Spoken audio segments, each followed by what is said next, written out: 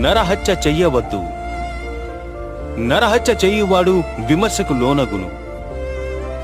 నీ పొరుగువాని ప్రేమించి శత్రువుని ద్వేషించమని చెప్పిన మాట మీరు విన్నారు కదా. కాని నేను మీతో చెప్పినదేమనగా, మీ శత్రువులను ప్రేమించుడి.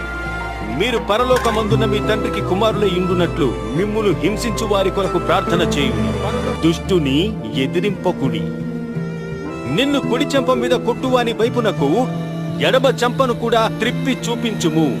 ఎవడైనా నీ మీద వ్యాజ్యము వేసి నీ అంగీ తీసుకొన గోరితే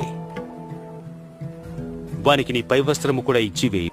కావున నీవు బలిపీఠము నొద్ద అర్పణము నర్పించుచుండగా నీ మీద నీ సహోదరునికి విరోధమేమైనా కలదని నీకు జ్ఞాపకం వచ్చిన ఎడల అక్కడ బలిపీఠము నెదుటనే నీ అర్పణము విడిచిపెట్టి మొదట వెళ్ళి నీ సహోదరునితో సమాధానపడుము.